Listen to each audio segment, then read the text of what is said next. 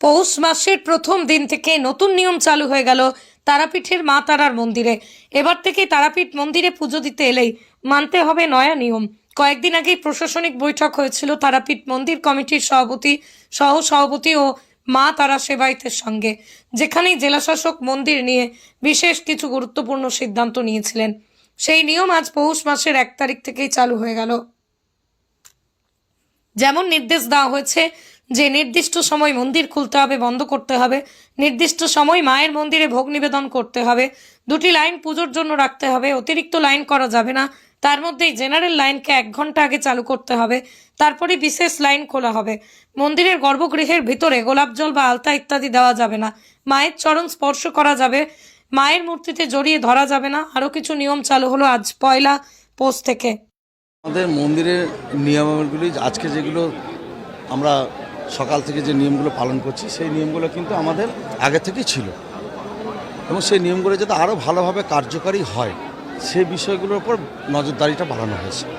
যেমন সঠিক সময় মন্দির খোলা, মায়ের ভোগ বিতরণ করা, আরতির সময়, যে সময়গুলো আমাদের নির্দেশিকায় ছিল সেগুলো যাতে যথাযথ পালন হয় তার জন্য আজ থেকে বিশেষ নজরদারি শুরু হয়েছে এবং সেটা প্রশাসনের সাথে সহযোগিতা নিয়ে আমাদের এটা করা হচ্ছে। কী কী নিয়ম? নিয়ম বলতে যেমন মন্দিরে সকালবেলা মায়ের স্নান থেকে শুরু করে ভক্তদের জন্য গর্ভগৃহর দ্বার খুলে দেওয়া, ভোগের সময় বন্ধ করা, ভোগ বিতরণ থেকে শুরু করে মায়ের সন্ধ্যা আরতি, মায়ের সন, সবটা কিন্তু নিয়ম মেনেই হবে। কারণ তারাপীঠে হাজার হাজার মানুষের ভিড় হচ্ছে, সেই ভিড়ে যাতে কোনো বিশৃঙ্খলা না হয়, ভক্তদের যাতে কোনো অসুবিধা না হয়।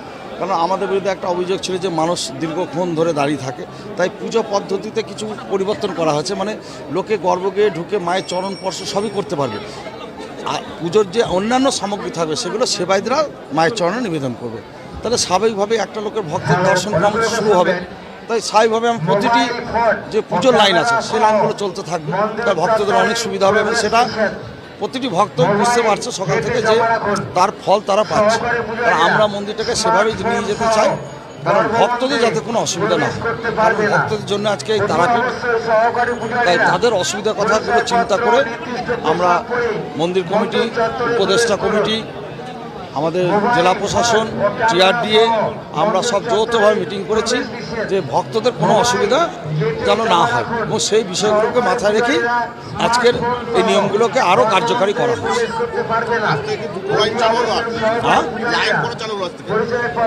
লাইন যেমন সাধারণ লাইন একটা আছে, একটা বিশেষ লাইন, সেখানে মনে করুন যে প্রোটোকলে যারা আসবে, সাংবাদিক থেকে শুরু করে মন্ত্রী থেকে শুরু করে তাদের তো একটা ব্যবস্থা রাখতে হবে, তাই সেই হিসাবে 2টো লাইন রাখা হয়েছে। মোবাইল নিষিদ্ধ করা হয়েছে গর্ভগৃহে পুরোপুরি। হ্যাঁ, তাই এই নিয়মগুলোকে আজ থেকে আরও বিশেষ নজরদারি দেওয়া শুরু হয়েছে।